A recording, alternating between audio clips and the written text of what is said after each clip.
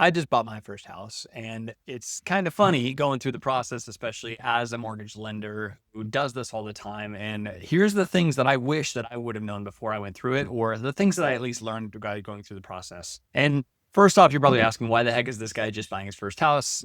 I've been in the industry about 4.5 years. When I got into the industry, it was because of a change with my other job. Now, a lot of you guys know this, but I was managing a Dutch Bros. The goal was to own my own. And then back in 2018, 2019, they switched the formatting. So there's no longer franchise. Now there's operators, which basically you become a company employee for the rest of your life. You don't have to work in the shop every day. You no longer own your own business. So the goal was always entrepreneurship, but I didn't really know how to do that. So when I switched into lending, I didn't really know what I was getting into. I just knew that it had to do with real estate and I'd be getting people loans, but I didn't really know anything beyond that.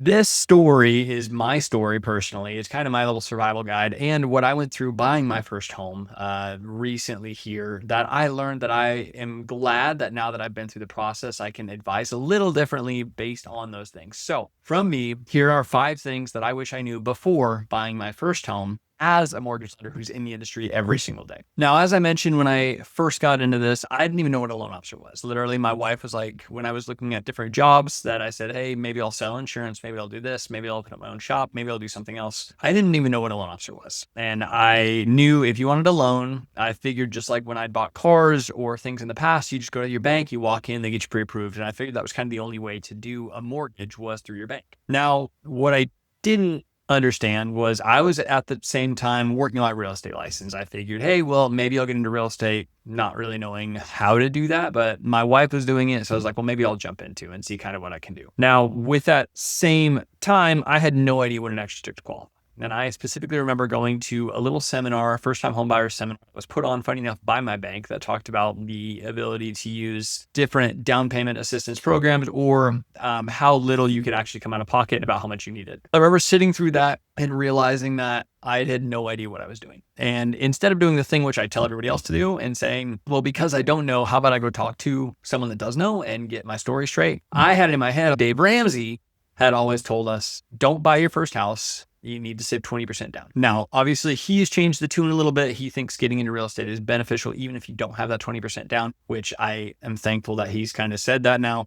But realistically, I was living in this time where the refi boom hadn't happened yet. 2020 hadn't happened yet. None of this stuff had gone on. So I'm sitting there thinking that I'm ahead of the curve going to this thing as like a 22-year-old that's going to a first-time buyer seminar, not really knowing kind of what I can and can't do. Now, with that being said, I did know that you had minimum of 3.5% down, and I knew there were closing costs. I didn't really know any of that, what it was. So here's what I've learned after I switched into a 100% commission job where I don't have a paycheck unless I close a home. Here's what I learned that I really wish I could have known ahead of time. Is number one, it's not about changing jobs that's going to kill it for you. It's changing industries, and not only industries, but pay specifically. So you can change jobs and industries. If I were a manager at Dutch Bros and I went to go be a manager at an auto parts store or at a Rayleigh's, that's totally fine. As long as I go from hourly or salary to hourly or salary. If you go to salary, it's easy. You have guaranteed income. That's what we're going to use. What is not the same is a lot of my clients in the past have gone from an hourly or a salary job into a commission job. And if you have a commission base, we can use the base. So say a car salesman, they get paid hourly to be there. It's usually minimum wage, but they also have their commission, and the commission is their real moneymaker. So they're getting paid maybe minimum wage or maybe some sort of base salary monthly to be there. And then obviously the commission on top of that. We cannot use commission income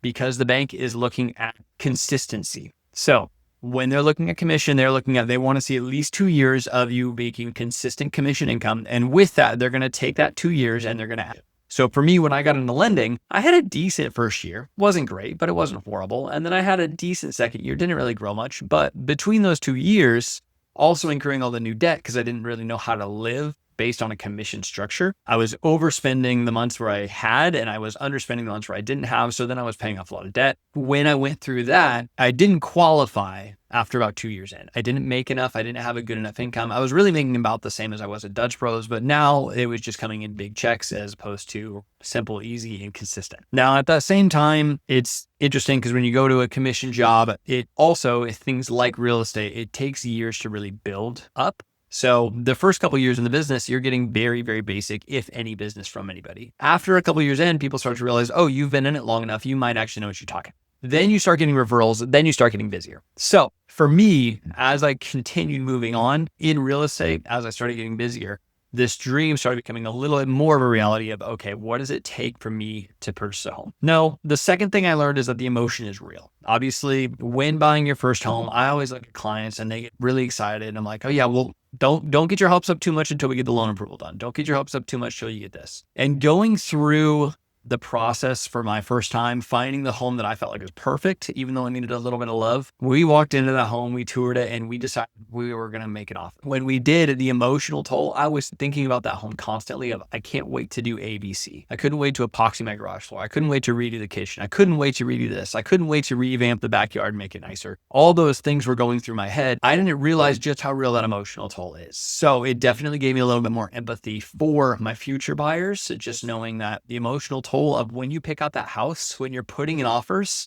I would have been heartbroken if they didn't choose ours. And I would have been heartbroken if our loan didn't go through. And I would have been really, really, really bummed and heartbroken if the inspections came back and all of a sudden there's $20,000 worth of pest damage that needs to be fixed and the sellers aren't willing to do it. So the emotional toll when buying your first home, if it's a home as a primary residence, at least for me, was very real. And that's something that I definitely learned. Now, another thing, when I what I do differently, and one of my biggest regrets is, and the third thing I learned is one of my biggest regrets. And this is something I've been preaching for years that I've regretted for a long time, but going through the process now, realizing what it actually takes to qualify and where things sit when I was running numbers is that I wish I would have gotten qualified before I switched careers or before I made any major financial decisions. Things like buying cars or, again, for me, switching industries from an hourly to a completely killed my chances of getting qualified. And I didn't know that ahead of time. So when I say real numbers make real decisions, it's always been based on my experience. And now, especially that I've been through the process, I absolutely recommend when you're doing this, when you're looking at getting pre-approved and owning a home, get the numbers run before you make any sort of moves, before you change jobs, before you start changing things, just to know what's going to happen.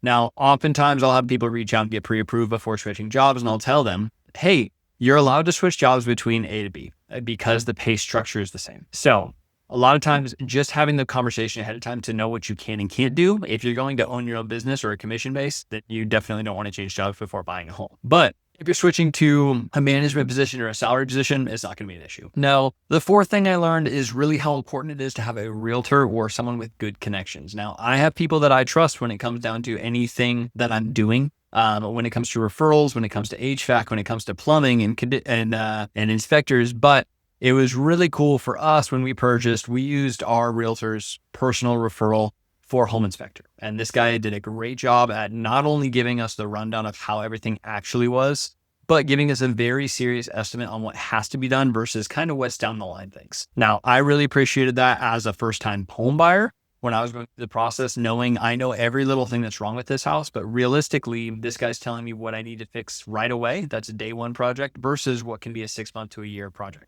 So we have that list, having people I trusted to do that. And then once we did that, we found out a couple things. We had to bring an HVAC guy in, again, same type of thing. Having someone that's trusted, not just some big box store that's going to show up and charge you their arm and a leg. And it was great to have someone get up, look at it, and then basically be like, hey, this is what the other guy recommended. This is what I recommend. It's actually going to be less in service. So this is how much the total is. Made it really easy going through this, and just having people you trusted in the process was huge. And having a referral network and not just using some Joe Schmo that works at your church or a friend of yours, but knowing someone who's actually used this person in the past that they've done a good job for is huge. The relationship part of that matters when it comes down to trust and owning your first home. Now, lastly is projects take a little longer than I expected. Being a first-time homeowner was something that I kind of realized was the projects that I was excited to do. Day one, I epoxied my garage. Day two, I started ripping out cabinets. Day three, I was painting. Took a little longer than I thought. And I'm still not done with all the projects. But what I've learned is that the cost of home ownership, not from a maintenance side, but as a benefit, I know at least for me, I'm excited to do these projects because I'm putting into my future. I'm upgrading my current home, making it a better spot. It's not like a rental. And the pride of home ownership is what they call that. The pride of homeownership has been incredible, and it's been really fun, especially having never done this in the past. So those are kind of the top 5 things that I learned going through this process myself. If you want to talk about what it's going to look like for you, I would love to connect and meet up and talk through it. Now, I also do want to say when it came to the loan side, again, being the structure that we have as a home buyer with a commission base, myself and my wife are both in real estate. we don't have any sort of consistent income. So for us, the biggest hurdle was cash to close, of keeping a savings after we closed on the home. So we did use a down payment assistance program to get us into our first home for $0 out of pocket. We got enough in a seller's credit to cover everything. And that to us was the most important part of this, was making sure we had the savings for the up and down months of what real estate market brings. That being said, I've been through it. I recommend products that I actually use personally and that I think are worthwhile because of that. So if you're looking to buy your first house and you want to sit down and talk to someone who's been through it, that's a low pressure conversation to see what the heck it's going to look like for you. Hit me up, because real numbers make real decisions, and that's where we're at. So thanks for watching, and I'll see you next time.